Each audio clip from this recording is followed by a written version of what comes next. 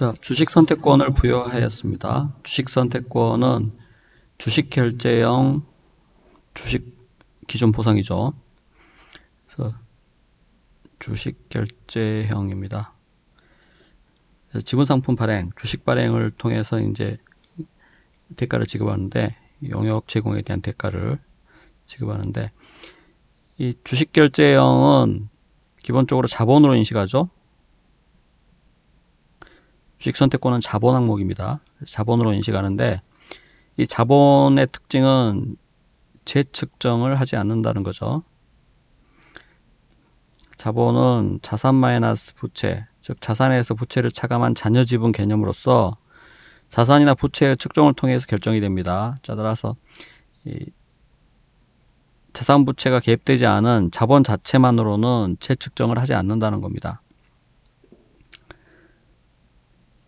자, 그 점 꼭 기억을 해 두시기 바라고. 자, 지금 보면 행사가격 X1년 초에 직원 20명에게 2년 용역 제공 조건, 즉 가득기간이 2년이죠.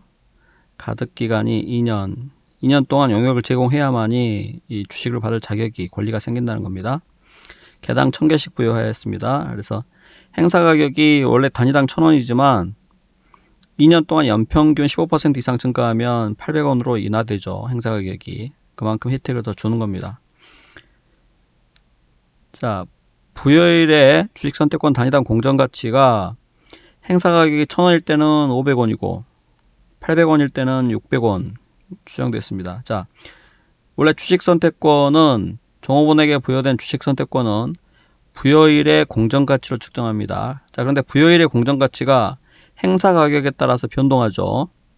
따라서 행사가격이 얼마일 것인지에 따라서 그 공정가치를 얼마를 사용할 것인지를 달리 적용해야 됩니다.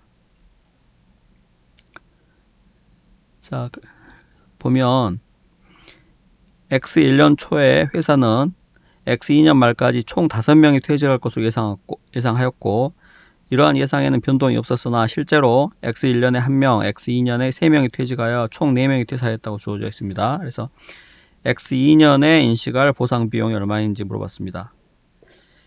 자, 각 연도별 누적 보상 원가, 각 연도 말에 인식할 누적 보상 원가가 얼마인지를 찾아봐야죠. 자, 일단 받을 사람, 못 받을 사람 나눠야 됩니다. 지금 2년간의 용역 제공을 해야만 받기 때문에, 이 주식을 받기 때문에 X1년에 1명이 퇴사를 했죠. X1년에. 그러니까 X1년 말에 회계 처리를 할 때 1명은 못 받는 사람이고 가득기간이 2년이기 때문에 X2년 말까지 못 받을 사람을 추려야죠. 최선의 추정치를 동원해서 추정을 해야 됩니다. 자, 그런데 여기에 보면 X2년 말까지 총 5명이 퇴직할 것으로 예상을 했고 최초에 이러한 예상에는 변동이 없다고 주어져 있어요. 그러니까 X1년 말에 추정을 할 때 X1년에 1명이 실제로 퇴사를 했고 X2년 말까지 추가로 몇 명이 더 퇴사할 걸로 봤다는 겁니까? 추가로 4명이 더 퇴사할 걸로 봐서 총 5명이 퇴사할 걸로 예측을 해가지고 이 예측이 변동이 없었다는 거죠. 그래서 X1년 말에 추정할 때는 실제 퇴사 인원수가 1명이고 앞으로 예상한 퇴직자 수가 4명이기 때문에 총 5명이 못 받는 사람이에요. 그래서 5명을 뺀 나머지 15명만 받는 사람이고 한 명당 1인당 1000개씩 부여했죠. 그래서 사람 수니까 한 명당 1000개. 그럼 개수니까 개당 공정가치를 곱해야죠. 자, 그런데 주의하실 점이 부여일의 공정가치를 써야 되는데 부여일의 공정가치가 행사가격에 따라서 달라지는 경우죠. 자, 지금 자료를 추가로 보면 X1년의 판매량이 18%를 증가해서 연평균 판매량 증가율이 달성 가능할 것으로 예측되었다고 주어져 있어요. 그러니까 X1년 말에 회계 처리를 할 때 실제 X1년에 18% 증가했고 판매량이 그 다음에 X2년에도 거의 필적할 수준으로 증가해가지고 연평균 판매량 증가율 15%를 달성할 것으로 예측을 했다는 거죠. 그러니까 예를 들어서 X2년의 판매량 증가율이 뭐 대략 12% 정도 이상 될 걸로 보면 연평균으로 15% 이상 되는 거죠.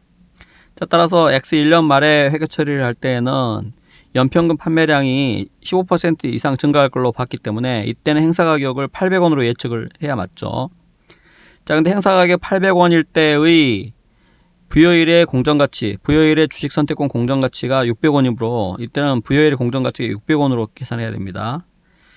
용역제공기간이 2년이기 때문에, 즉 가득기간이 2년이기 때문에 2분의 1을 X1년 말까지 인식을 해야죠. 그 금액이 450만원입니다. 자, 그런데 X2년 말에 회계 처리를 할 때에는 X1년에 1명, X2년에 3명, 총 4명이 퇴사했죠. 그래서 실제로 4명만 못 받는 사람이고 나머지 16명은 다 주식을 받을 권리가 있다는 거죠. 그래서 4명을 뺀 16명이 받을 사람이고 1명당 1000개씩 부여했고 개당 공정가치가, 자, 지금 보면 X2년 판매량 증가율이 6%에 그쳐서 2년간 평균적으로 12% 증가했습니다. 그러니까 X1년에 18%, X2년에 6%, 평균적으로 12% 증가했다는 얘기죠. 자, 연평균 판매량 증가율이 15%가 안 됐기 때문에, 12%밖에 안 됐기 때문에 행사 가격이 1000원이 되는 거죠. 1000원으로 결정이 된 겁니다. 자, 그러면 행사 가격이 1000원일 때의 부여일의 공정가치가 500원이죠. 그래서 이때는 500원을 적용해야 됩니다. 그래서 용역제공기간이 2년이므로 2분의 2 해서 이 금액이 나오는 거죠. 그래서 그 차액, 이 금액이 X2년에 인식할 주식 보상 비용이죠. 350만원, 답이 1번입니다.